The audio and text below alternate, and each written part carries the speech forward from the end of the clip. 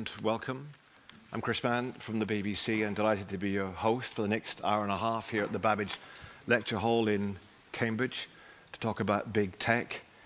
Are they the new colonialists? I suppose for some, the BBC is an old colonial or certainly an agent of it. Maybe we'll touch on that a bit later on, when we used to be a power, that is. Got a very distinguished panel here. We have people watching on YouTube Live all across the world. And this program will be repeated, so you can go and watch it again. But delighted to have people in the audience as well. For those who would like to ask a question who are not here, you can do that on Slido. And the number is 287-1552, 287-1552. The number will be up on the screen, 287-1552. And we'll take questions from the audience shortly as well. Okay, thank you all for being here. And you will have your chance to ask a question in a little bit of time. But first of all, let's meet our panel. And they'll introduce each other first. First of all, Dr. Sebastián Lehuedé. Seb, tell us a bit about yourself, first of all. Oh, okay, yeah. Well, hello, everyone. My name is Sebastián. I am a postdoctoral researcher at the Center of Governance and Human Rights, which is located in the Addison Richer building. I do research on Latin America specifically. I try to look at alternative imaginaries of technology developing in that region in particular. I use Latin American decolonial theory, so I think that's pretty relevant for this talk. And yeah, that's pretty much my profile, I think. Thank you. And Alina Utrata. Hi, everybody. Thanks so much for being here today. I'm Alina Utrata, so I'm a PhD candidate in the Panelist department here at Cambridge, so Politics and International Studies. And I look at kind of the political theory of corporations. So I'm interested in how we can think about how corporate and state power have historically interacted as well as today in terms of thinking about the big tech companies.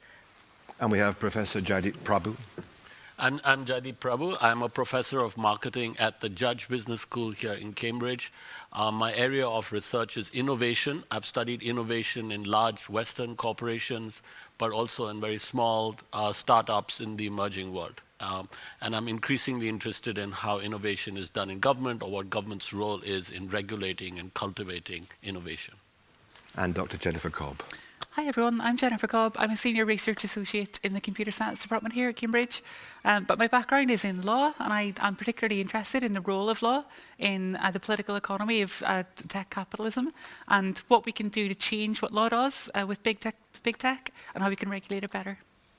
So quite a panel assembled. They're all going to talk for 6 or 7 minutes, a little summary of what they think about it from the podium there. Then we'll have a discussion and we'll take questions from you too. So just repeat, we'd really like to hear from you. Slido 287-1552. The number's on the screen now. And those in the audience will be looking for you to hold your hands up when to ask a question when the moment comes. Okay, 6 minutes each. Let's start with Sebastián, please. To the podium, sir. Thank you.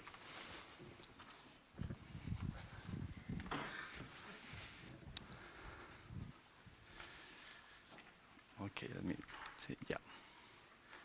Okay, hello everyone. Well, this is a big question, right? And I think that there is a lot at stake here behind this question. For me, this prompt is not only about abstract matters and potential futures, but also about concrete harms and even life-threatening situations taking place in the present day. I will explain today why I think so. But then a first important question is, what is colonial about big tech? Scholars and activists have pointed at racism, gender violence, north-south divides, and other asymmetries in which big tech has a stake in one way or another. Here I want to discuss one logic underlying big tech companies that has been key in the establishment and continuity of colonialism as well, which is that of extractivism. So let me unpack a bit what I mean by extractivism. Extractivism takes place when extraction becomes systematic. And this is what happened with European colonialism, when a core became richer and richer thanks to the appropriation of resources, labor, and land in the periphery. This situation is more complex today, but this doesn't change the fact that since the beginning of modernity, global and domestic relations have been shaped to a great extent by extractivist dynamics. Usually, extractivism is associated with the appropriation of natural resources, but given the ever-expanding character of capitalism, new types of resources and areas of social life are being subject to appropriation. As I will explain later, datafication is contributing to make our very life subject to extraction. Puerto Rican sociologist Ramon Grosfoguel argues that extractivism is the ethos of modernity. The different forms of extraction encompassed by big tech makes it possible to affirm that these companies share this very same ethos. I find the definition of extraction, this definition of extraction particularly compelling. For indigenous scholar, writer, and activist Leanne Betasamosake-Simpson, extracting is taking. Actually, extracting is stealing. It is taking without consent, without thought, care, or even knowledge of the impacts on the other living things in that environment. That's always been part of colonialism and conquest. So let's see how that applies to big tech companies. So are big tech companies colonialist? I will argue that they are, as long as much of their operations and profits have an extractivist character. In particular, big tech companies involve at least the extraction of human life through data, natural resources, and territory. These are three forms of extraction I have looked at in my research in Chile, but there are other ones that we could consider as well. One of them will be the extraction of human labor, for example, as in the case of the underpaid Nigerian workers making possible OpenAI's ChatGPT. So the first form of extraction concerns the extraction of human life through data. People studying digital platforms have become familiar with the notion of extraction. Culdria Mejias employed the term data colonialism to identify a new phase of both capitalism and colonialism. For them, just as historical colonialism involved the appropriation of land, natural resources, and human labor, data extraction is enabled the appropriation of human life. In fact, a few decades ago, it was inconceivable that our behavior and thoughts could be used for profit-making. Big tech companies, however, have managed to expand the horizon of extraction and capitalism by constantly tracking what we do and think. This is centrally a new form of extraction, but it is important to note that it is coexisting with centuries-old ones as well. Another form of extraction undertaken by big tech is the appropriation of natural resources, including metals and minerals. Let's take Apple's iPhone as an example. One iPhone contains around 30 elements. Some of these elements are extracted in Global South countries under exploitative working conditions and generating environmental harm. In my research, I have looked at the environmental and community impacts of the extraction of lithium in the Atacama Desert in Chile. Lithium is employed in the development of rechargeable batteries. Mobile phones and Internet of Things devices require lithium to operate. There has been lithium extraction in Chile for decades, but since 2015, the local communities have seen an explosion driven by the construction of electric cars. Electric cars are deemed as green technologies in places such as Europe, but this term becomes problematic when looking at the Chilean case. Lithium is extracted in Chile through brines. Ponds, as the ones that you see on the left of the slide, are employed in order to make the water evaporate, leaving the lithium on the ground. This process is generating environmental harm in the Atacama Desert, one of the driest places on Earth. The local indigenous communities have already started to witness significant decreases of flamingo colonies, as well as some tree species. This process also goes against the Lichen and Tywell vision, in which water is a sacred resource that must be used cautiously. So besides data, big tech companies also rely on the direct or indirect extraction of natural resources in order to make profits.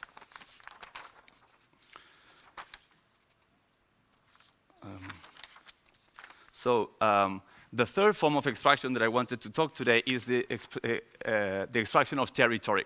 So in this case, I analyzed, for example, the case of the construction of a data center in Chile, in Santiago, the capital of Chile. So big tech companies, in order to operate, also need to build infrastructure. For example, subsea cables or data centers. Data centers are particularly problematic because they generate pollution and also in some cases require vast amounts of water. Actually, some studies affirm that data centers can use around 2% of the global energy consumption. In the case that I analyzed in Chile, there was a group in Santiago, the capital, that opposed the construction of a Google data center. So this project was going to use 169 liters of water per second in an area that was already facing a mega drought, as they will call it.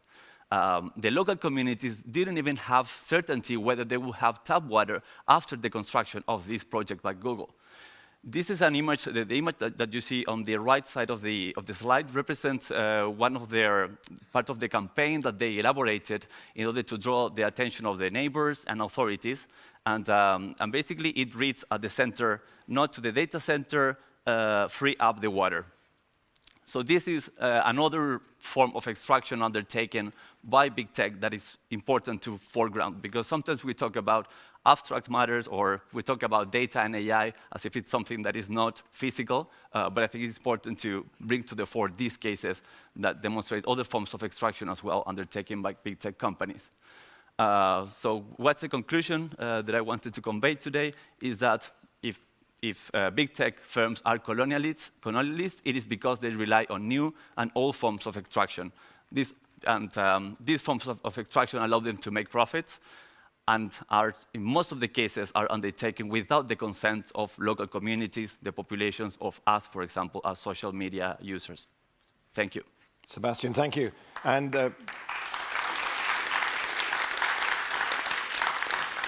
please rejoin us, Sebastián. Thank you. If you've got a question, don't forget you can put it, or a point of view, 2871-552 on Slido. And Alina is next up, please. 2871-552 on Slido. Put your questions or your points of view in now, please, and we'll go to them in a few minutes' time. So 6 minutes, please, Alina. Okay. Great. Sorry to disappoint. I don't have a PowerPoint. I'm trying to resist tech in all ways. So hi, everybody. As I said, I'm Alina Utrata. I'm a PhD candidate here at Cambridge, where I study technology corporations. And today I'm going to talk a little bit about how my work on corporations intersects with the question of whether big tech are the new colonists. So a little bit of background about me. I grew up in Silicon Valley. I went to Stanford as an undergraduate. I studied history and human rights at a time when that was a very odd thing to do in the center of this kind of tech revolution. My kind of origin story for what radicalized me into being critical of tech was in my freshman dorm. Another student who was studying computer science asked me what I was studying. I said international relations, which I was at the time, and he looked at me blankly and said, "But that's going to be automated in a few years. So what's the value of doing that?" And I thought, yeah, something's going on here. So that's sort of what led me to think about Silicon Valley in sort of an academic standpoint, to think about how these corporations that are coming kind of really out of my hometown, who are being populated and are employed by people who are my friends, are really political and having really harmful effects globally. So at Cambridge, I study corporations, and so I think when we think of corporations, it's really easy to think of them as sort of just like economic or business concerns, like they do something and like maybe they kind of come back and have political ramifications, but really they're a problem of economics, and if the state wants to regulate them, that's the place for proper politics. However, I think, historically, when we think about companies and corporations, especially in the context of colonialism, it's not just, quote unquote, the state that is doing these things, it's companies. So there's some really, really great historical research that's come out recently. William Dalrymple's book, The Anarchy on the British East India Company, but also Jason Sharman, who's here at Cambridge, and Philip Stern's work on company states. So these are companies which, really belie our sense of what traditional companies are like. These end up being really, really huge entities. For many of them, they have standing armies that are bigger than many of the state armies of the day. They mint coin, they collect taxes, and they rule over really large swaths of territory. So William Dalrymple says, the British East India Company is one of, the biggest incidents of corporate violence in global history. So these are companies that are going out and colonizing. And if you don't want to read the really thick book, William Dalrymple also has an excellent podcast on empire that has some really, really interesting episodes on the British East India Company.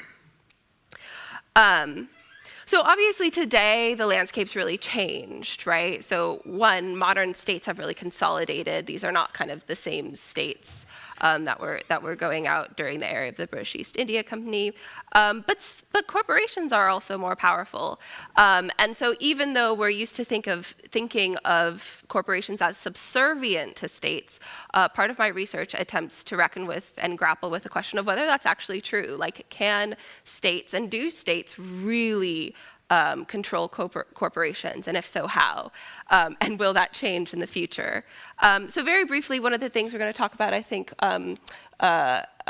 my co-panelists might talk a little bit more about like infrastructural things, but I look at outer space colonization. And if you look at companies like SpaceX and Blue Origin, who are owned by Elon Musk and Jeff Bezos, who claim to go out and are attempting to colonize Mars or the moon or have these floating structures, I think a lot of us, when we watch that, we breathe a little bit of a sigh of relief, because at least it's just corporations, right? So if the US state does it, or if another state or like government does it, you know, that's a big issue. The militarization, the worries about kind of geopolitical militaries in space is a problem. But if it's corporations, no problem.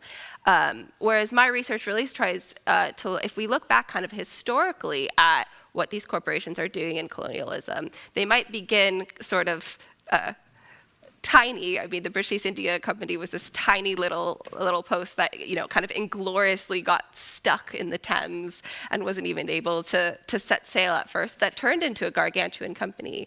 And so there's really clear parallels in how these corporations, when they go out and start doing things like colonizing space and territory, are able to then consolidate power at home. And it's actually, you know, an open question about whether states end up being able to control them. So that's the answer to my question. Thank you, Alina. Thank you very much indeed.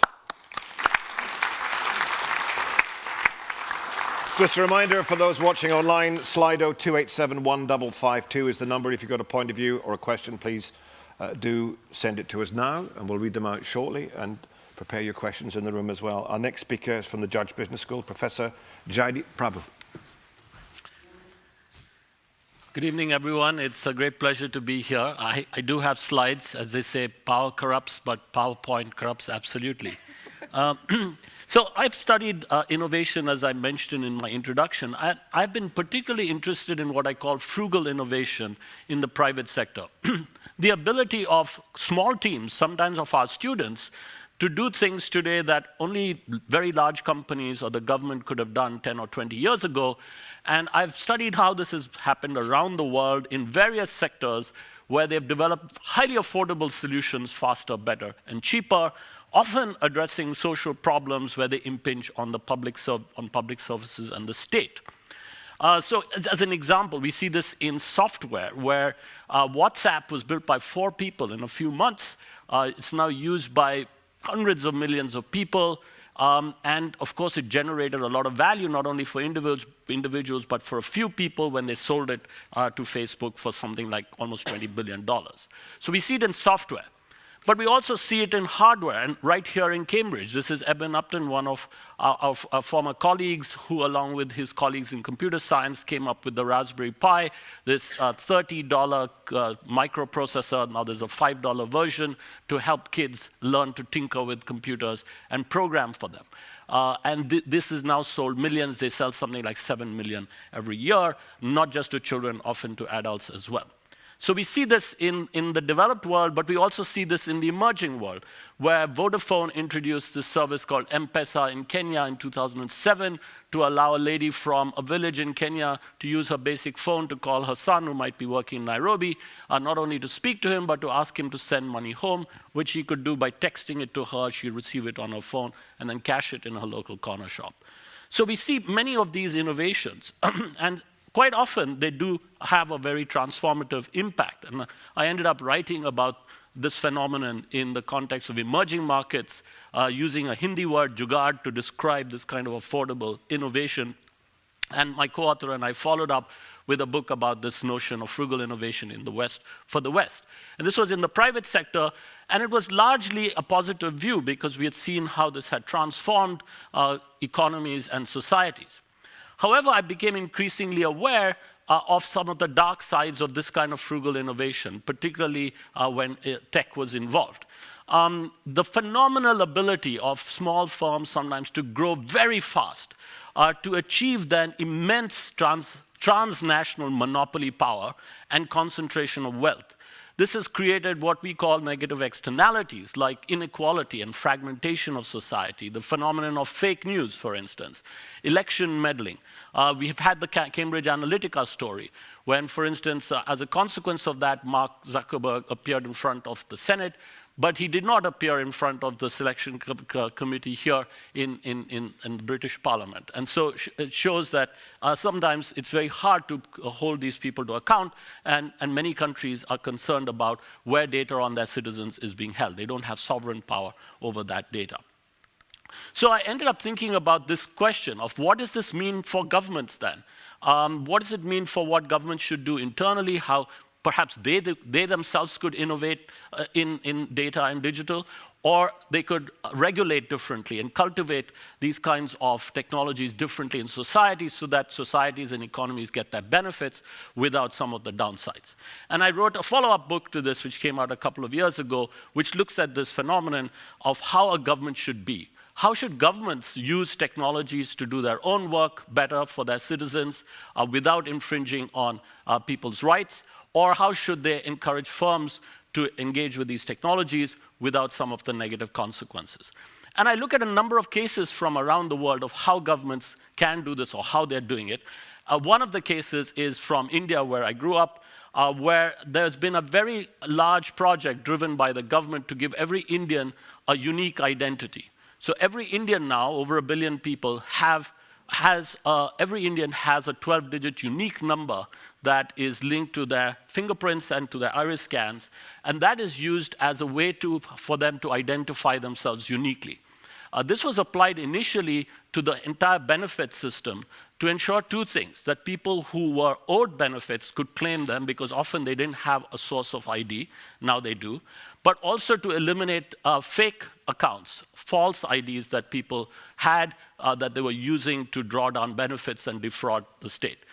And in the first year that this was applied to the benefit system, the government was able to save more than the entire program cost. It was done quite frugally. They were able to deliver an ID at about $1 per ID in about 5 years' time. So I conclude that this has been largely effective and efficient.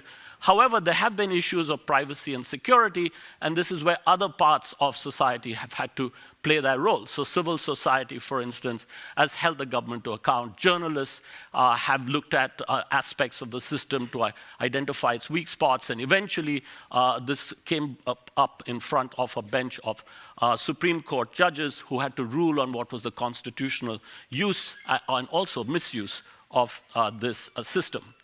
But what it's done now, it has created what we call digital public infrastructure.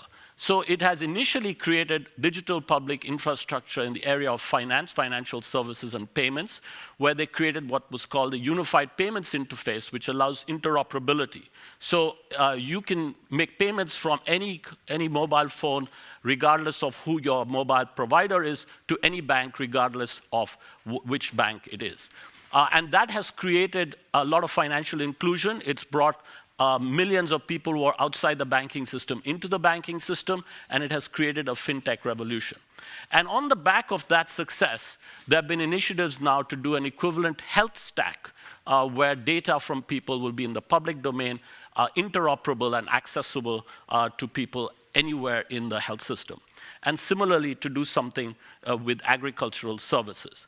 And some of the arguments in favor, some of the benefits of these digital public goods are in front of you, interoperability being a key one, so no one has like a walled garden, no one has private control over this data, which also limits the size and applicability of it. This also creates a kind of level playing field for others to participate and grows the pie, so it's inclusive in that sense. It can foster innovation, but not innovation that's dominated by a few large players. It opens it up to smaller players. It can be very efficient because you have economies of scale, and potentially if you write the protocols properly, you have privacy and security. I'm sure we can think of downsides, and perhaps we'll think of that and we'll discuss that later. But this offers an alternative vision to the vision of tech being done by a few monopolists who have tremendous power and control, not only over people in their country, but in other countries as well. Thank you. Thank you, Jaydeep. Thank you. I just remind you, for those of you watching elsewhere, Slido 287-1552, the number's on the screen. Please give us your comment or your point of view. Our final speaker to introduce herself, Dr. Jennifer Cobb, I can reveal, has come straight from another event. Yes, King's, so delighted to have her here. Indeed. She's been talking on AI, please. Thank you very much, Chris. Hello, everybody. I am going to take a slightly... I also don't have slides, by the way. Alina and I both clearly didn't bother. I'm going to talk about a slightly different aspect of what the big tech companies are up to, and largely around how digital technologies are developed and organized now.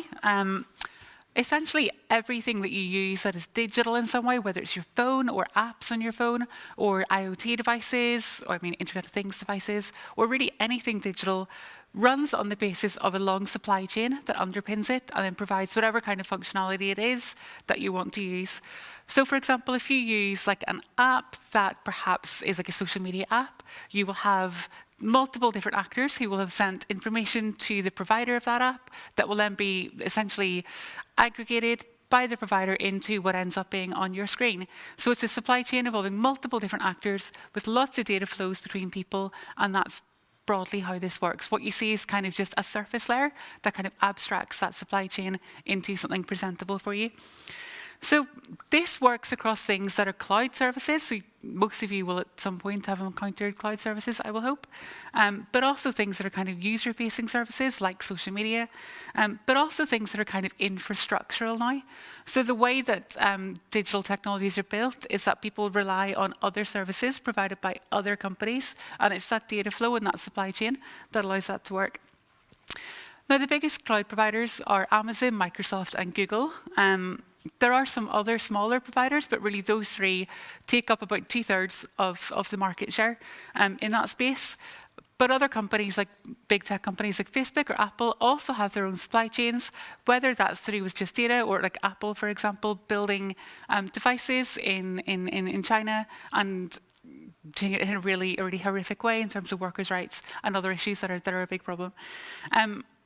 So these supply chains can cross borders because data flow can cross borders, and it's the flow of data between things that allows them to together produce some kind of functionality. But the companies that ultimately control these things control their production processes. So big tech companies in particular have their production processes for producing their services, producing their apps, producing their systems very tightly integrated into their broader processes and practices. They are integrated horizontally across markets in that they will share their production processes right across a wide range of different kinds of markets and sectors, and they're integrated vertically in that they control both production of their technologies and also distribution of their technologies. So that can be through their own, for example, their own mobile operating system or their own app store. So in both cases, the kind of technologies that we're talking about, whether they're things that are operating integrated horizontally or integrated vertically, work through supply chains that involve countries in the global south.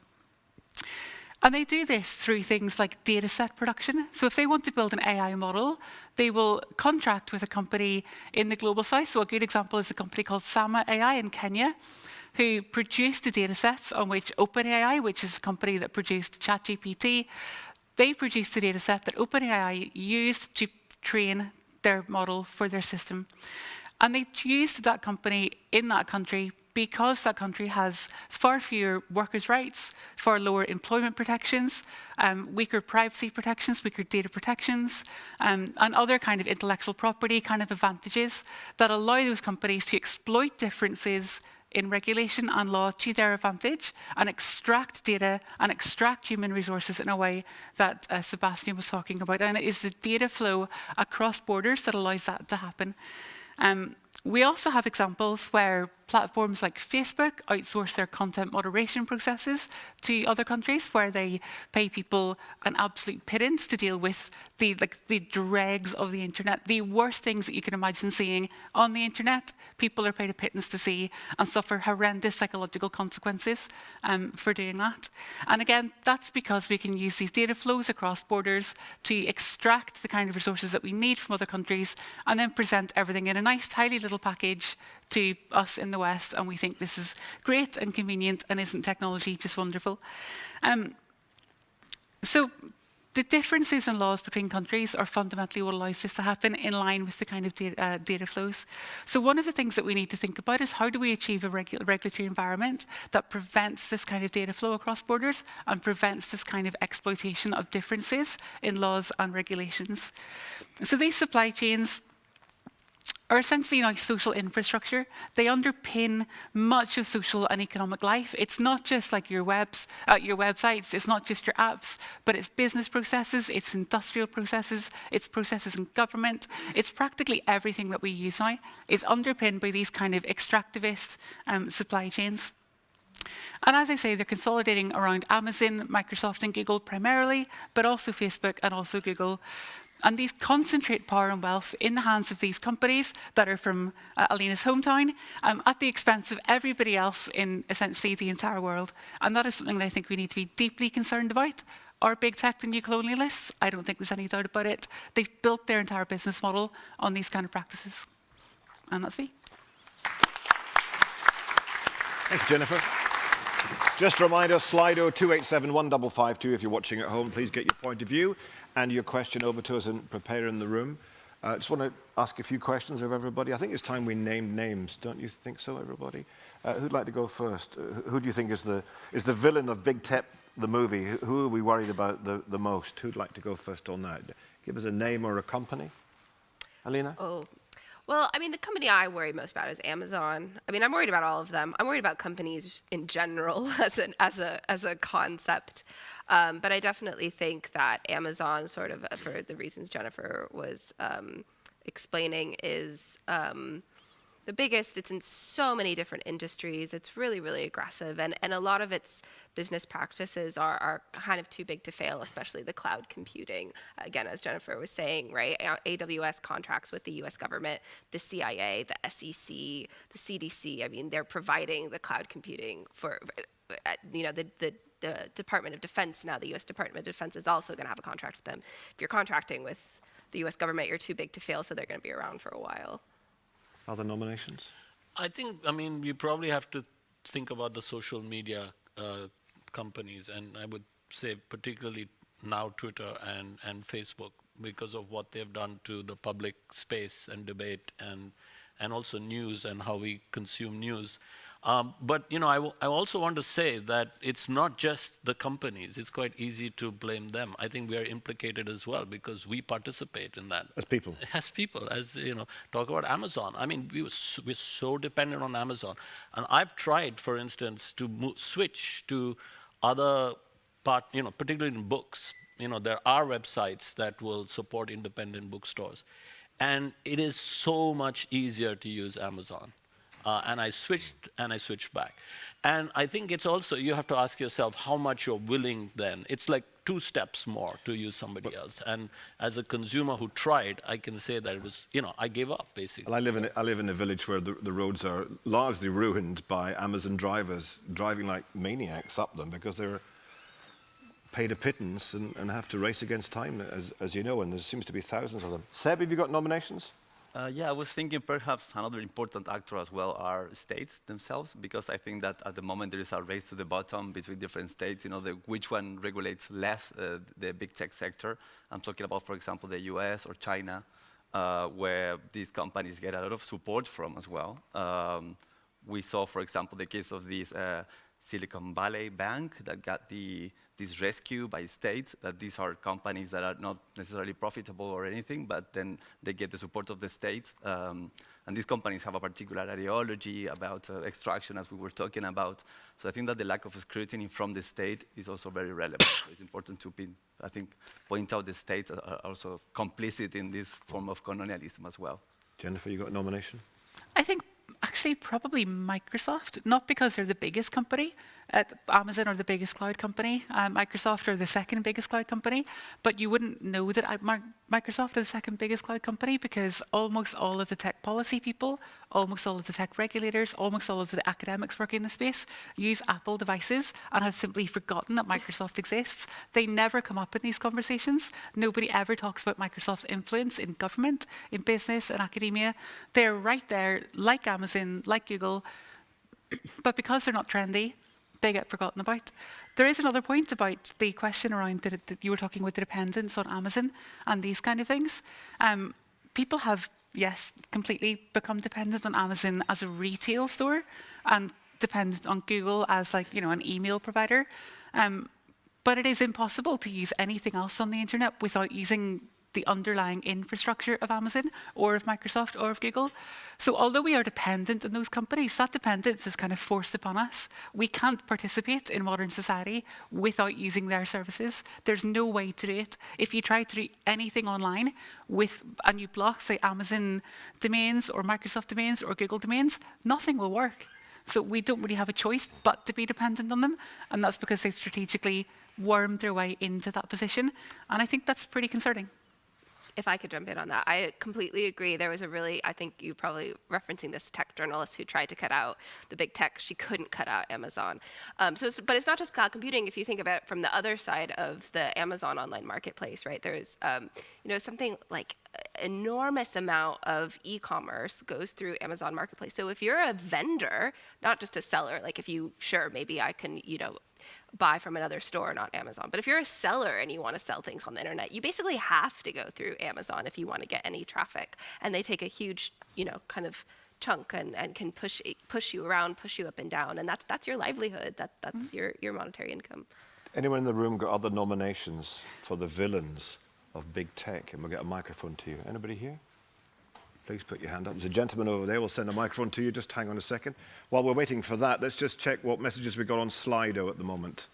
What have we got? Anything? Any comments? Can you hear me? Yeah. So we've got one that says, companies getting too big can be good or bad, but how do we stop them from getting too big in the first place? Is legislating growth a good strategy?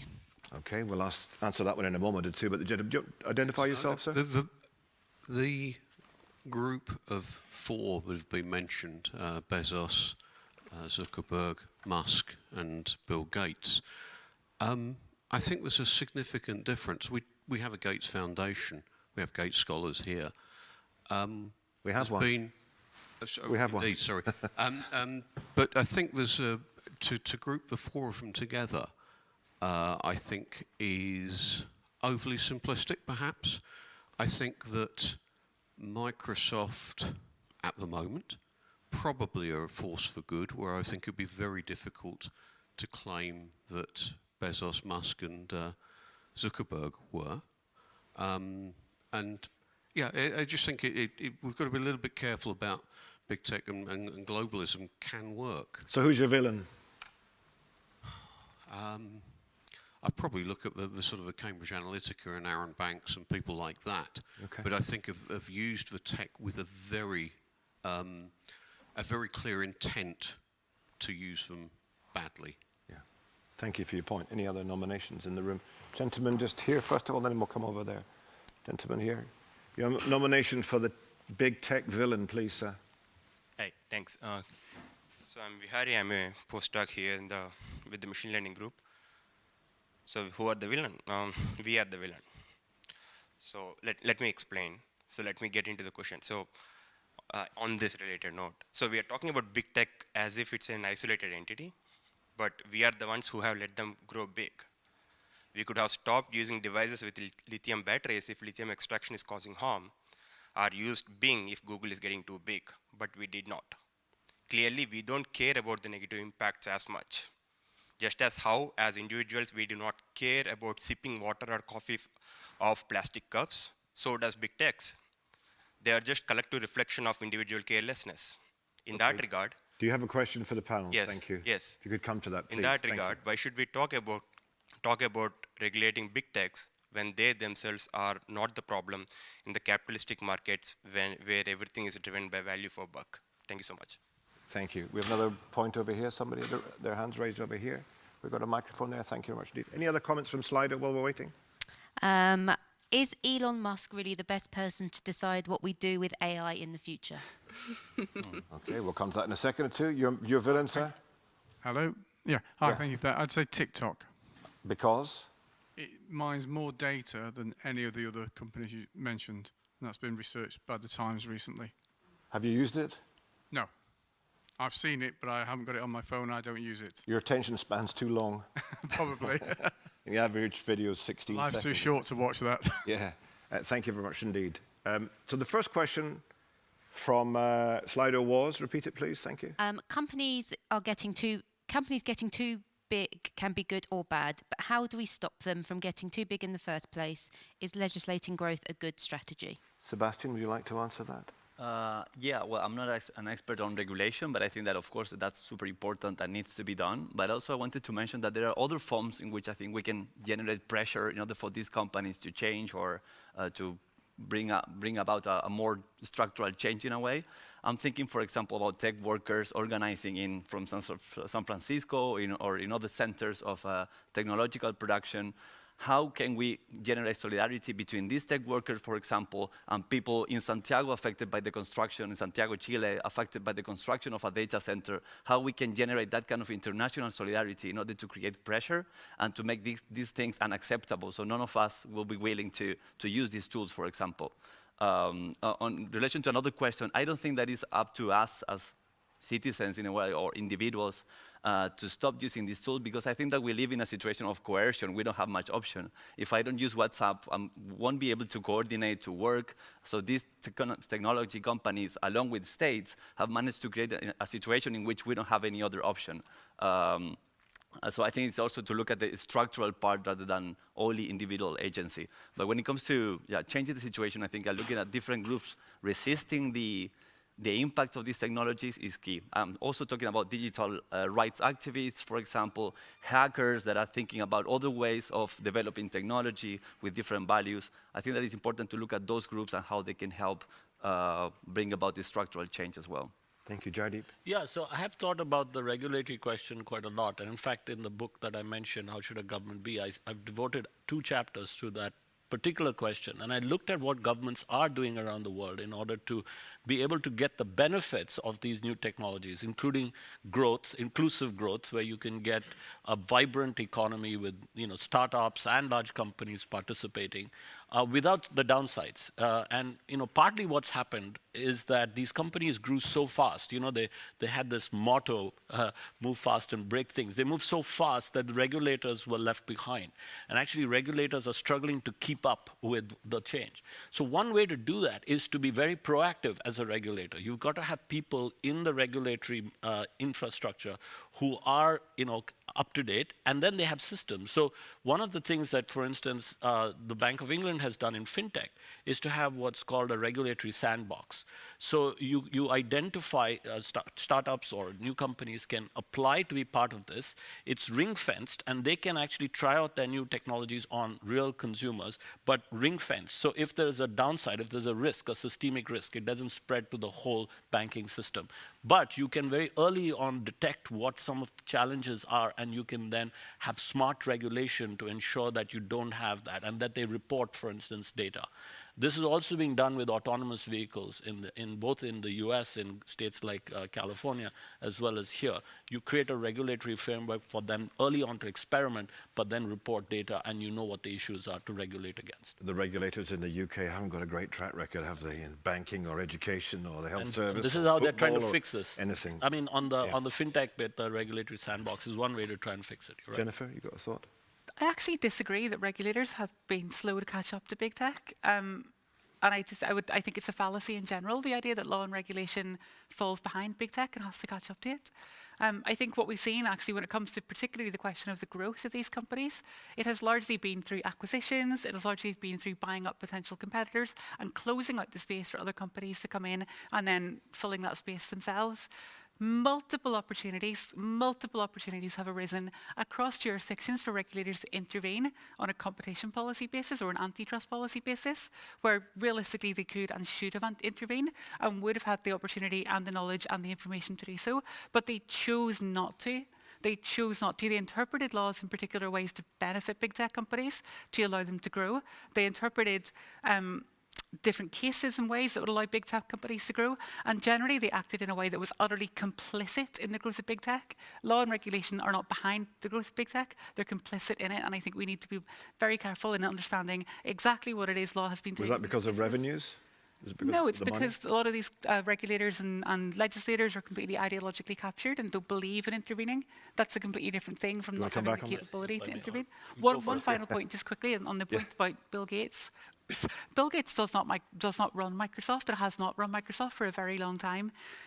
When he ran Microsoft, Microsoft were a rapaciously expansionist company that operated fundamentally anti-competitive policies and was slapped down many times by Europe and by America. They were a horrendous company when he ran them. He was a terrible he was an excellent businessman. He made lots and lots of money. But he was a terrible businessman from that point of view. So we can try to excuse Bill Gates to some degree because he gives away some of his ill-gotten gains, but they're still ill-gotten gains in the first place. Let's see if a Gates scholar wants to defend Bill Gates. No, I mean, I always agree with Jennifer. But I do want to push back and to kind of echo what Sebastian is saying. So I want to push back against a lot of the framework of how we can think about how we can resist, right? And I think we want to push away from neoliberalism, right? So when we think about us being complicit in big tech, we can resist. That often means thinking of ourselves as consumers, right? We can just not use the products. But as Sebastian was saying, we're more than just consumers. So when we think about ways we can resist big tech or resist companies, we're also citizens, we're also activists, we're also organizers. And so one of the things, so like Jennifer, obviously, like we talked about this, like you can have state down regulations where the US state comes, the big Microsoft monopoly case where the state comes in and has litigation and says, all right, but if you don't behave, we'll break you up. But also, we ourselves can organize. We can have alternative models of corporations. We can try to democratize corporations, right? Like I think Facebook and probably Microsoft would be doing something very different if it was a worker organized cooperative. Such as? What would they do you think? Well, they probably wouldn't move as fast and break as many things, right? But if you think about, so let's say cloud computing, right? Like there's no reason why we need this sort of like massive centrally organized infrastructure. You can have sort of local cloud computing providers. And so like in New Zealand, there's an interesting case study where a local New Zealand cloud computing provider was saying to the government, like, hey, why don't you contract with us rather than with Amazon? Like we do the same thing, but we're a local company. So I think there's a lot of different ways we can think about resisting besides just consumers don't buy the products. So I think we have to make a distinction between regulation around protecting, say, privacy, security, and of course anti-competitive law. And I think you're right, on the anti-competitive bit, yes, they could, and a lot of these companies have acquired their monopoly power through acquisition. I gave the example of Facebook acquiring WhatsApp. That was partly, to leverage it, and then if not to leverage it, to prevent others from leveraging it. And the reason for that, you could say it's ideological, but really the reason was, and I've spoken to people from the Competition and Markets Authority here who've been tracking this, and for a long time they were quite okay with that monopoly power because these were not lazy monopolists. These were not, the problem in monopoly is when monopolists are complacent and they use their monopoly power to block change. These were relentlessly innovative, benefiting the consumer. And this goes back to the point about, we in some ways are implicated. Yes, I take your point that as individual consumers, we are individually powerless, but we are collectively powerful. But anyway, the point is that consumers were benefiting from the innovation of Amazon. Prices were falling. You were during COVID. We were totally we could not have functioned. Many of us could not have functioned without that. So they were convinced of the benefits outweighing until the drawbacks outweighed the benefit. But then it was too late. That would be what I would say. Slido 2871552, you've got a point of view. What you'd like to ask us a question, please. Let's just go back there and check some other comments, please. We've had a question. Is there a possibility that the tech industry will nearly become a bank industry where companies are so reliant on one another? Interesting. And we've still got an Elon Musk question to answer, is that right? Yes, that was, is Elon Musk really the best person to decide what we do with AI in the future? Shall we start with the Elon Musk question? Who'd like to go first on that? Well, I think that none of us is going to think that he is the best person, of course. I think that the question is not who is the right person, but how can we get to decide what to do with AI? And I think that there is a very important word here that is democracy, right? There is a very important technological development that is very transformative. Some of them say that it's a hype. I think that regardless of that, it's important that we manage to find a way to democratically, through democracy, decide what to do with AI. What kind of companies we want, for example, what size they should have, what kind of governance model they should follow, whether we want more cooperative, for example, in the technology sector, how much energy we want them to spend, for example, in data processing. In the case of AI, that's a big, big issue at the moment. So even though international organizations are selling the idea that AI can solve the climate crisis, it's actually the opposite. AI is a big, big contributor to the climate crisis. So how much energy we want to give AI, for example, those things we can debate about them through democracy, and that's something we have not been doing. So I think it shouldn't be up to one or a group of people to decide what to do with AI, but rather for the whole society. So it was Elon Musk today was calling for a halt on AI. For 6 months. The suspicion being that he just wants everyone else to pause so that he can get ahead of the game. Is that right? Is that your thoughts? Yeah, well, I won't ever speculate on what Elon Musk is thinking or up to. But no, I completely agree. The question, I mean, yeah, as you were saying, AI is extremely environmentally harmful. And the question for me is not who should do it, but how should we collectively think about these harms. So I agree with everything you said. Yeah, I mean, I'm going back to this point about democracy. I think we need to think about that again because, you know, people like John Kenneth Galbraith talked in the 60s about this idea of countervailing power, that in societies and for economies to function properly, you need to have a balance of power between all these different players. You've got to have companies, yes, because they can do certain things very well, efficiently, even big companies. But you need the state in order to ensure that they play by the rules and, you know, have regulation, and also that it's a level playing field to ensure that you don't have monopolies. And then you need citizens who are informed, who are active, and who vote, for instance, participate in the process of voting for the right and keep themselves informed about who's on top of these issues in the political space, and then vote for those individuals and those parties and support those policies. So I think we need to have all these different parts of society playing their role in the system. Yeah, I think thankfully Elon Musk is not going to be the one who decides the future with AI. Although if you listen to his kind of narcissistic self-promotion, you wouldn't believe that. He's very good at making people think that he can make all these decisions and he controls all these things. But he also spent $44 billion in Twitter, and now it's worth less than half of that. So probably smarter people than Elon Musk will be involved in these kind of decisions. But really, it should be all of us collectively doing that for the reasons that everybody else has mentioned. We have a democratic society. We should be making democratic decisions about these kind of things. Questions in the room, please? Anybody got a point of view, a thought on what's happened so far? There's a gentleman up here. Could we get a microphone to him? Thank you very much indeed. Any others ready? We had another one. Another one up here somewhere? A lady here in a moment or two. First of all, thank you. Hi. There seems to be a lot of negativity about capitalism in general, but globalism as well. And I guess you're seeing a trend in some of these companies where it's actually shifting away from globalism, onshoring. You know, Tesla's building lithium processing in America. There's the chip policy about trying to get chip manufacture back to America and do vertical integration, you know, within country borders. What's the impact going to be on the countries that now have economies which depend on this trade? You know, there are good, as the other guy said, there's positives to globalization as well, and you know, you might get what you wish for, which is, you know, onshoring. How is the rest of the world expected to cope with that?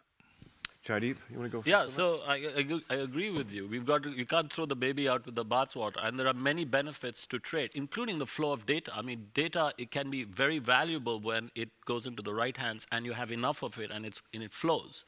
So if you introduce barriers to the flow of data, you're reducing the potential value of it. So it's a question of who has control over the data, who's able to create value from the data and who captures the value from the data. And I think this is where, and maybe we'll discuss this, but maybe public ownership of data is an interesting idea, like a utility. I mean, there was a case that was made for many decades that certain things are natural monopolies and therefore they should be in public ownership. I think there's a case that one could make that a lot of data and digital should be in the public domain, so that at least nationally you have that flow. Now the question is what happens cross-nationally, and I think we need new agreements, we need new ways of thinking about new laws where governments can agree to the proper and improper use of data, where it's stored, how it flows, because the value comes from the flow. Sebastian? So that's a very good question, I think, because when it comes to technology and regulation, I think that the key term here is digital sovereignty or technology sovereignty, for example, which I think has been used for China for 2 decades already, but it's becoming more popular even in the EU, at the EU level, for example. And some policies in the US that you mentioned could also be sort of linked to that. I think what is interesting is that, for example, in the case of the US, the state or the government was super happy with globalization and everything in the digital sphere until TikTok came up. And then security started to be a huge concern, which had been for other countries as well after the Snowden revelations. So I think that it's important when we talk about globalization, like under whose terms, in a way. So I think that's a key term, a key question that I will have to in mind. So it's not only opposing international integration, for example, or those kind of things, but rather governance of technology, how we have like a more democratic, again, but at a global level, governance of technology. So some countries can afford to be sovereign in this field, other ones cannot. Again, at the level of the EU, it's super interesting because there are different concepts being mobilized because of the war in Ukraine, for example, or the problem with some energy sources and so on. They are talking about, for example, strategic autonomy, some policymakers, but that has like 2 sides. So one of them is the idea that Europe needs to get more resources such as lithium from within Europe, and there are some projects, for example, in Spain, in Serbia, with the opposition of local communities, but that doesn't have involved less extraction in South America because they are still interested in the case of Chile, they're still pressing for producing more lithium. So I'm not sure about what sovereignty means in that case. I think it's like there are 2 phases of that discussion. That doesn't necessarily involve doing less abroad and more within. It's both things, more within and more abroad as well. I don't know if I did. Do these big US companies care about where all this is going and what's happening in other regions at all? Yeah, I mean that's a difficult question. Whether a company cares, can a company, like, it's kind of, there's a lot of different actors in companies. I think what's interesting to go off of this point, is for me, again, it's about democratic control. And so what globalization means in terms of economic flows can relate differently to political control. So like what's been really striking about TikTok too, right, is America, the US thinking like, can we control a foreign corporation? Whereas if you think of like other American corporations might go abroad and are doing these things, are doing employment extraction, things like that, and the local states or states that they're hosted in can't control them, but the U.S. state might. And so I think it's all about thinking about ways in which control over what's happening can be broken up at many different levels, not just the state, not just the company, internationally, but also locally. I think what we're saying is that the tech supply chains, the data-driven supply chains that I was talking about, are increasingly a geopolitical issue. They're increasingly geopolitically important. TikTok is the current high-profile example, but Sebastian was slightly wrong when he said it's the first example, because there was Huawei as well, where the US government essentially ended Huawei's ability to operate in the smartphone market by getting Google to restrict its licensing, by threatening Huawei with restrictions on its ability to operate in the US and this kind of thing, because of much the same concerns around the role of the Chinese government in Huawei's organization. But what we see also is that the services model that virtually every software has moved to now allows this kind of thing to happen. So an example is Adobe Photoshop. If you've never used Adobe Photoshop, it's like it's now a bloated, photo editing piece of software. So what it used to be is that you bought a disc and you got a CD and it had a copy of Adobe Photoshop on it and you installed it on your computer and like technically you were only licensed to use it, but there was nothing Adobe could do to stop you using it even if you didn't agree with their licensing conditions. Now that it's a service, you download a copy of Adobe Photoshop and you install it and you log in to Adobe Photoshop. And then Adobe decides whether you have paid for or renewed your subscription to the license that you need to use that piece of software. So if Adobe wants to, they can cancel your license, they can withdraw the software, they can pull back the service, and you no longer have ability to use this. And we have seen this happen.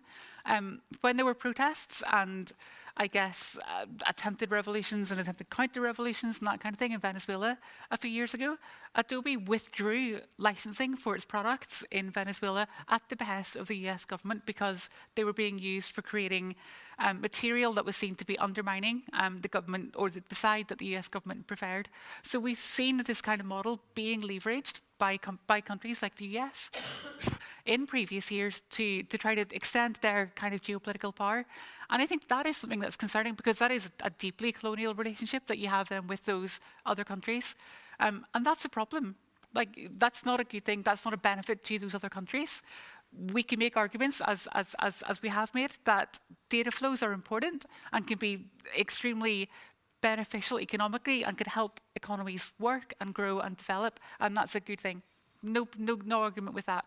But what is not a good thing is when you have a very extractivist relationship with those countries. So for example, the content moderation or the data labeling or these kind of things, there's no national economy that depends on a data labeling company to operate in their jurisdiction. So if we ended that kind of exploitative, extractive process and found ways to make sure that other kinds of data flows can help improve countries or can help people in those countries have democratic ability to build their own economies, I think that's what we should be doing. Thank you.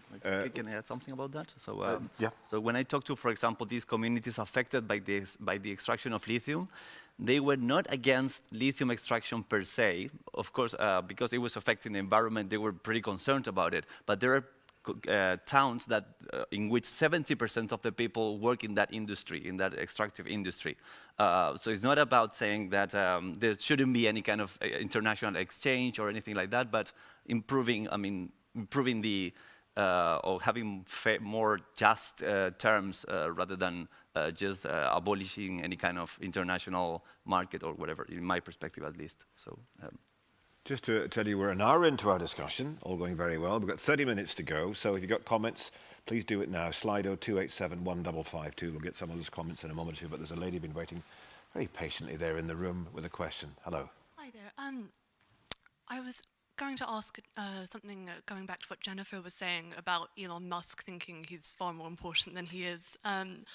This is kind of tying together several points about the collective power, activism and accountability, this idea that we collectively have a power, the fact that we're sitting here calling people out is really important. But I was wondering, are we becoming too obsessed with these big bads, these evil individuals who head up these companies like Musk, and so much of our attention is going to these scandals, Musk saying the next stupid thing on Twitter, whilst others fly under the radar? I thought that was an interesting point about Microsoft not being so trendy.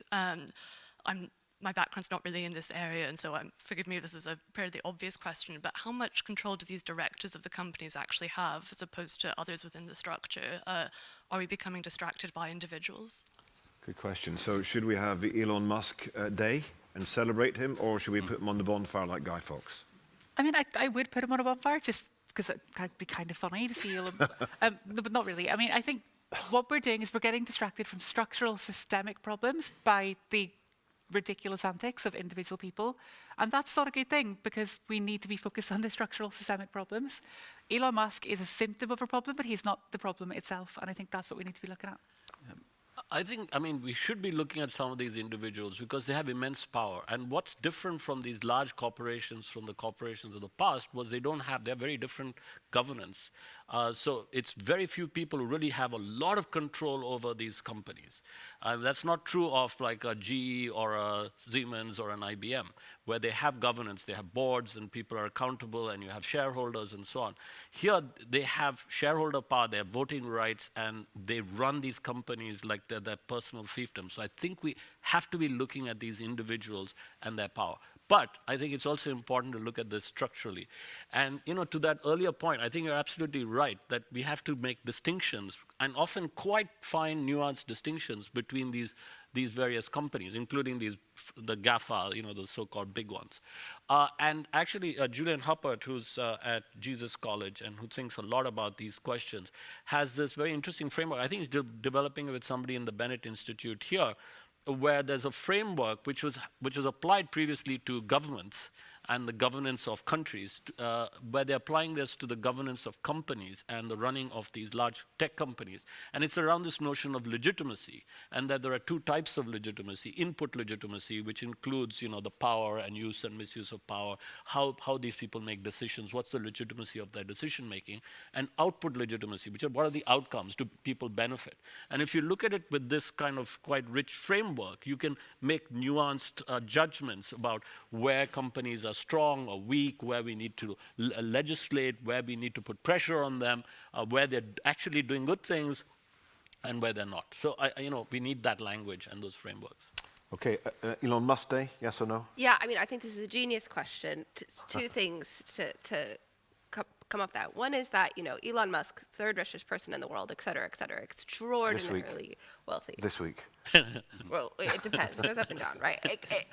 Wealth is unheard of in the history of wealth. And you assume, right, he must have pretty profitable companies, but he doesn't, right? A lot of this, exactly as you say, this hype, is Elon Musk hyping up his companies and hyping up their stock prices, and that's where he gets a lot of his money. Up until before he bought Twitter, I don't know what's happened with it now. The SEC had an order on Musk that lawyers had to look at his tweets because he had been found to be, misleading people in order to artificially inflate the price of stocks. And so, you assume Tesla again, right, where Musk has made a lot of his money, didn't have a profitable year until 3 years ago because it's being upheld by state subsidies, right, essentially. So Mariana Mazzucato's book, The Entrepreneurial State, is really good. So I think yes and no. On the one hand, right, it's hype, and yes, I wish it would go away and we think about structural problems, but Elon Musk is deploying hype for a purpose, right? I assume he knows what he's doing, and he's getting very wealthy off of it. And then secondly, yes, exactly, other tech figures who go over the radar in terms of corporate governance models, right, is the way that these technology corporations have been able, their CEOs and founders are able to stay in control of the country, so they're not accountable to a board of directors, through dual class share structures, where you buy up essentially shares with more voting rights. And can stay in control. And one of the people in the Valley who's really, really been influential in pushing that through a lot of other companies is Peter Thiel through his founder fund.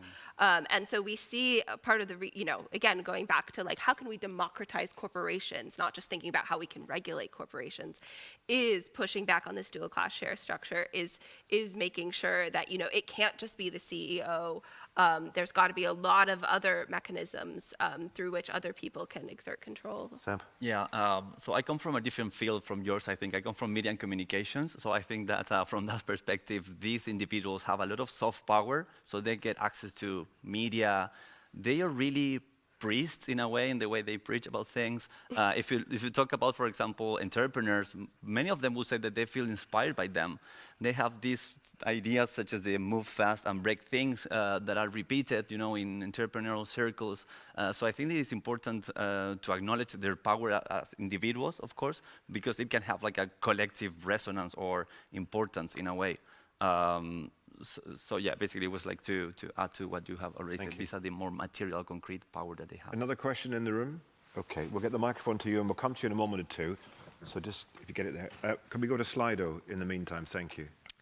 Are there any websites or organisations that we can seek out for ways as we, as individuals, can help in resisting big tech? Okay, 20 minutes to go, so let's keep it relatively brief if we can to get through a few questions. Jaideep, have you got suggestions of websites? I don't know if it'll take on big tech as such, but in terms of getting us thinking more about these issues from a point of view of governance, democracy, the public sector, there's a remarkable organization called Apolitical, which has a huge following of civil servants and technocrats, regulators from around the world, and they think a lot about these issues around data, around digital. What should governments be doing? How can they get the best, the benefits of these without some of the downsides? So check out Apolitical would be my advice. Apolitical. Jennifer? I think there are campaign groups, there are public sort of movements to try to address these kind of things. So you can look at digital rights groups, like there's an organisation literally it's called European Digital Rights. Those kind of organisations are very much worthwhile and very much worth your support and your donations and these kind of things. And I would certainly encourage people to go check them out and see what they can do to help support them. Sebastian?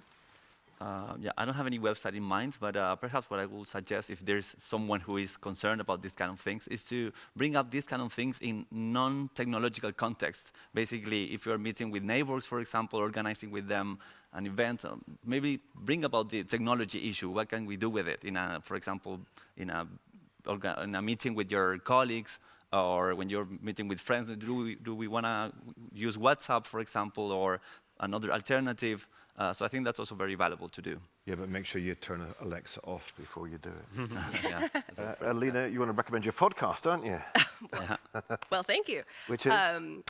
Yes, so, well, two podcasts. One is not my podcast. It's Tech Won't Save Us. This is more, awareness raising than necessarily like activism. I think that there's a lot of good stuff. But if you're looking for activists and organizations to get involved in, Tech Won't Save Us by Paris Barks, excellent podcast. You can also listen to my podcast, the Anti-Dystopians podcast. Jennifer has been on, and the next episode is somebody sitting right next to me. So if you're interested in hearing more about those issues, those are two resources. Great recommendation. Slido 287-1552. We've got less than 20 minutes to go. Lady here, please, your question. So I'd like to share a thought or ask you a bit more about the idea of the democratic process. I'm going to preface this by saying I personally am more optimistic than my question might suggest. But what do we do when democracy doesn't work? What do we do when your fellow citizen says, I actually don't care what information you have about me, who this is hurting? I don't care as long as I can get my groceries delivered the next day. I mean, we see it day in, day out in the world that we live in today. People are making decisions that harm other people in the world. When the democratic process fails us, where does that leave us? Can I just ask, what percentage of the population do you think are like that?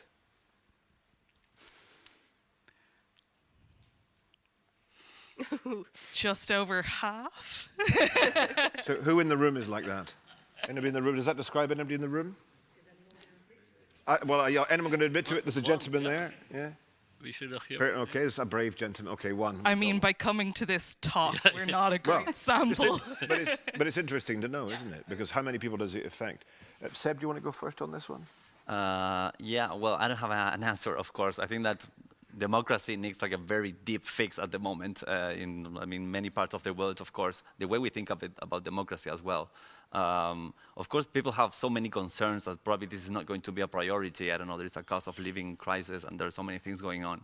But probably the first step is to bring up or to make people realize of how this particular issue shapes other ones, like democracy, for example, the economy. But I don't have a particular answer for that question. I think many activists at the moment have the same type of question. How to make this unacceptable so people are can stand up and be aware of it. Yeah, and there's strikes and demonstrations and revolts all over Europe right now, but none of it's about big tech. Your response to the question? Yeah, I mean, I think what I would say is thinking about what site we practice democracy or politics, right? So like obviously it's easy to feel really disaffected by Congress or Parliament. I don't know, these are things that go off anywhere, but in our local communities and in ways in which we think of interacting with people, like most people, I think, tend to try to treat people well, right? And so it's all about how to, I mean, sure, that's not always true, but it's for me, it's a lot about like how do you localize power back into communities? And so I think you might be Irish, but yes, so citizens' assemblies in the Irish state, right? Like this different type of deliberative democracy where you do bring in people and you think about different systems for how we can engage the local community in politics. I mean, yeah, okay, different case studies, but you can think about using those kinds of deliberative practice in different spaces for, local councils, for organizing. There's, so there's lots of examples in which democracy doesn't have to be at the state level. It can be at a lot of different kinds of levels. And I think the more local you go, the more involved and engaged people are. But I'm an optimist. So. Another Irish voice, Jennifer? Yeah, I think, democracy isn't just people voting. It's not just persuading people. That is a large part of democracy, of course. But it's also persuading governments. It's also persuading regulators kind of independently of what people have voted for, which doesn't sound particularly democratic, but that's how democracies work. Governments often enact policies that are not in manifestos or don't have majority public support. Or even if they ask majority of the public, people will go, I don't really care. Governments, we elect people to represent us and to make decisions on our behalf. And often those are the people that we need to go and persuade, as well as the public, through things like citizens' assemblies or through pressure groups or whatever else it might be. So we need to get people on board, but we also need to get governments and representatives on board, and that's another way that we can get democratic government to try to intervene against these things. When you asked who the culprits were, I thought of the social media platforms, and I should have included TikTok as well, for two reasons. One is for what they've done to the public discourse and our ability to actually discuss and communicate about important issues, as opposed to either shouting at each other or speaking in bubbles, to people who are like us. So that's been very corrosive to democracies, to people being able to discuss and debate these issues. The other is simply distraction. It has distracted people. And so, one of the reasons why I'm worried about TikTok is I have teenage kids, and my teenage son is completely obsessed, and it dominates his life.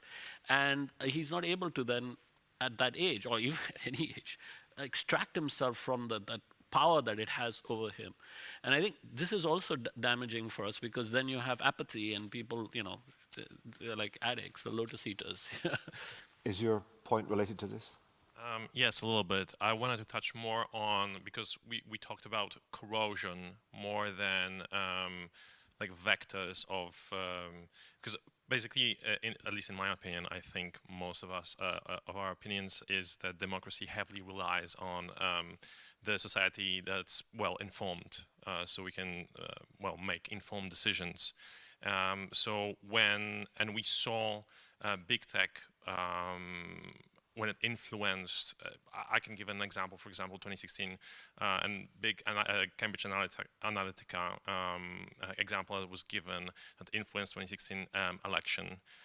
So that was one of the examples that. Which one, sir? The election where? U.S. election, right? U.S. election. Yeah. Okay. So corrosion of people involving themselves in democratic process, be it local or more of a state, is one thing. But directing people to choosing different things in democratic process is another example of influence that the big tech has on democratic process. Do you see any way of either blocking this or changing it a little bit for societies to be more healthy in terms of democracy, at least? When you say blocking, how do you mean? How would that be done? So that's basically my question. What can we do to stop influence? Maybe not stop, maybe change. Because we see that there is influence, and it can be very substantial at times. And what can we do as a society to either counter or adapt in a way that would be healthy for us? Okay, thank you very much indeed. We can pass that on to anyone else who has got a question in the room for the next one. The lady here at the front. Would anybody like to just quickly answer that one? I think one of the biggest things that we could do to help minimize or reduce the corrosive effect of, say, social media on politics is to prohibit online behavioural advertising for political purposes, which we have chosen not to do, because political parties obviously benefit quite a lot from online behavioural advertising for political purposes. But that is one of the major vectors of disinformation during electoral campaigns. It is one of the major vectors of manipulation and those kind of issues. And I think that's something that we should be thinking about, just saying we cannot do this anymore.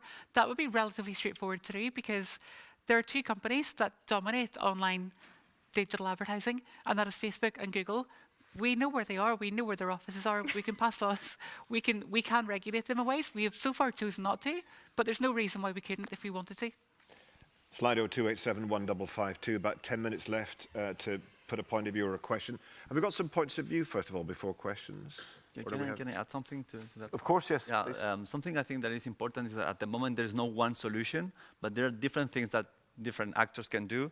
For example, public media is super important. I think that studies have shown that countries with strong public media, they have less problems concerning fake news and those kind of things.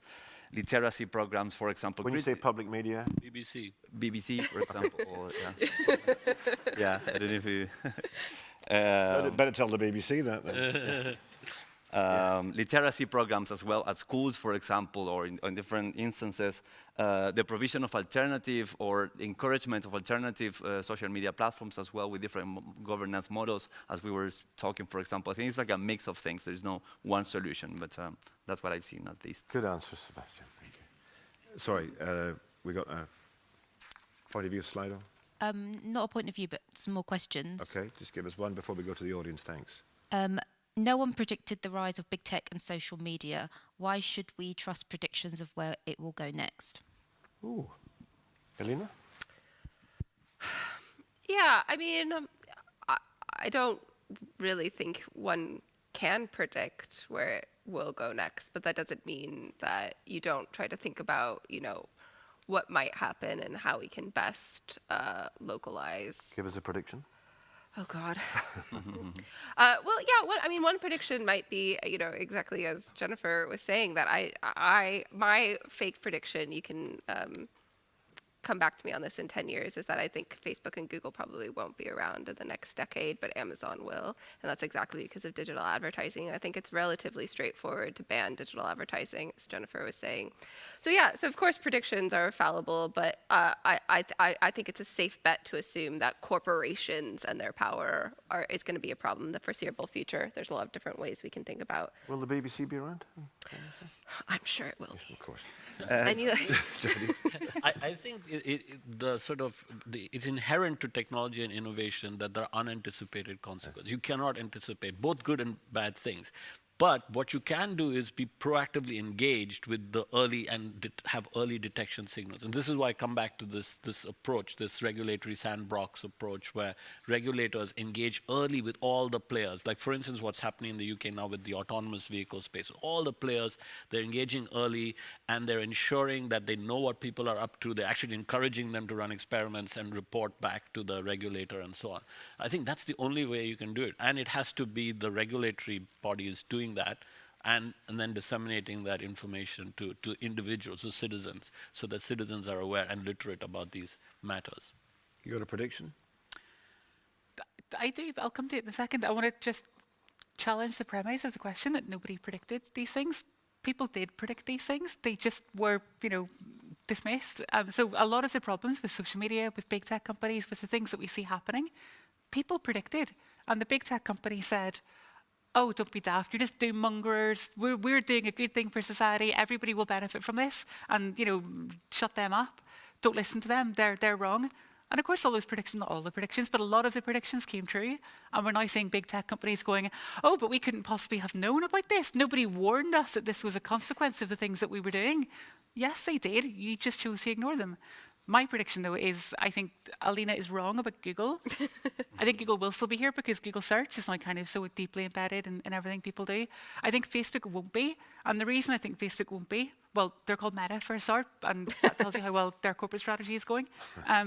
So I think companies like Amazon, Google, Microsoft, and to a lesser extent Apple, started off with one kind of product and diversified. Amazon was a retail store. It's now a massive cloud infrastructure business. Google was a search engine. It now does, everything. Microsoft was DOS at the start, and then it was Windows, and then it was Office, and now it's a whole lot of other stuff. Facebook was Facebook, which is social media, and then it bought Instagram, which is social media, and then it bought WhatsApp, which is, not exactly social media, but it's not far removed from social media. Of the big tech companies, Facebook is the one that has completely failed to diversify and build its offering across markets.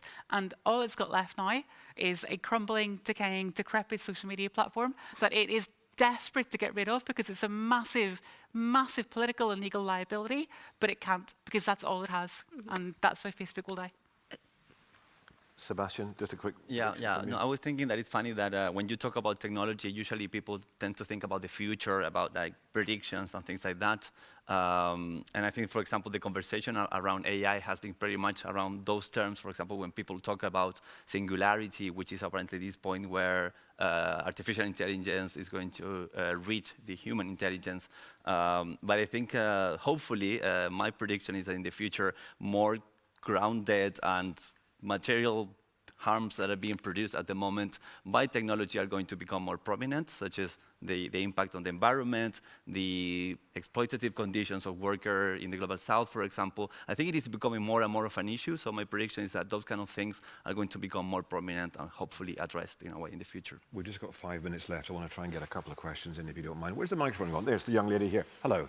Hi, so I'm curious as to what the panelists think the value of the word new is here, because outside of some of Sebastian's sort of initial analysis, it feels to me that this conversation often gets very focused around new systems and new companies, that type of thing, and loses some of the continuities with historic colonialism, which has implications not just on how this is framed, but also in the solutions that we look to address it. Jaideep, would you like to go first on this? That's a great question. I think there are others on the panel who might be better able to answer that because I'm not a historian. Maybe I could answer from the Indian perspective. Yeah. You know, one of the reasons why I think India is so keen on digital public goods is because they don't want to repeat of what happened during the last 400 or 500 years of Indian history. So these are deep psychological scars, and then people respond in a certain way. So India responded initially by being autarkic, by closing its economy to foreign investment and foreign technology with disastrous consequences. It then opened up, but then didn't want to repeat that, the issue of having your resources, including now data on your citizens, controlled by others who could extract value from it and who are not answerable to your people or your government. So I think that's how I would answer your question. There are some continuities, but we're in a different world from the East India Company. Alina? Yeah, I mean, it's the million-dollar question, isn't it? I think that, again, like you say, there are things that are new, but then a lot of the times when I read or do things, I'm like, this is the same as the past. I think what is new often is the ability that new technologies to have to really centralize control. And remotely, right? So you now no longer, I mean, one of the issues we didn't really talk about like, say, Facebook in Myanmar, in which, the UN found they enabled a genocide, is that they literally did not have an office in Southeast Asia, right? And so you could, so they can kind of remotely be affecting a place that they literally don't have a physical presence. So I think that kind of remote and really sort of centralized control is new, but I basically agree that a lot of this is a continuation of past trends. Sebastián? Yeah, well, that's a very good question. I think that there are some continuities, but also things that have changed in a way. I think what is interesting about your question, and going back to the resistance or how to change the current situation at the moment, is that if you look at the history of colonialism, at least in Latin America, with which I am familiar, it wasn't solved by a panel at an elite university, right? No? So, no. Deeply wounding. It's not going to be us solving this issue. So probably the solution is already there. I don't know, in Mexico, in India, I don't know. And we don't know it. We don't have access to that. But probably our position there is to support those kind of things when they become more prominent. But yeah, and struggle, mobilization, I think those things were key when it comes to colonialism. The solution is on TikTok, and it's 16 seconds long. Jennifer? I think Jaideep said that India has reflected on its colonial past and is now investing in things like digital public goods. Unfortunately, Ireland has not reflected on its colonial past and tried to do these kind of things. It hasn't had massive tax cuts for big tech companies and attracted Apple and Google and so on. So that is a shame, and I think that would be maybe Ireland needs to learn from India on that one. A lot of what we talk about with these tech companies, and a lot of the narrative that comes out of these companies themselves, is that they're so new and innovative and interesting that we can't possibly treat them like the companies of the past or the industrialists of the past. And even people on this panel have kind of fallen slightly into that trap. So There was a point, I can't remember who said it, about how in the past big companies weren't controlled by one person, but it was boards and that kind of thing. But that's not quite true, because there was Rockefeller, there was Carnegie, there was Henry Ford, there was JP Morgan, there were big industrialists like that who controlled their companies in much the same way the big tech companies do now. What did we do? A lot of the time we broke their companies up, we intervened against them, and we put in place regulation that required them to distribute their power and share their wealth. And we need to do exactly that, I think. Learn those lessons from the past, and we might get better at solving the problems of today. There we are.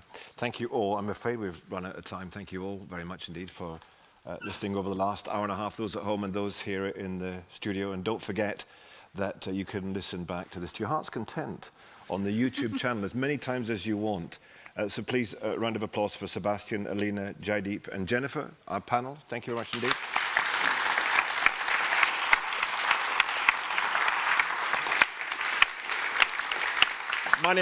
My name is Chris Mann. This has been the Cambridge Festival, and lots more of events. And don't forget, go online and you can watch it all back. Thank you all, everybody. Good evening. Thank you. Yeah, thank you. 2 seconds. Wow.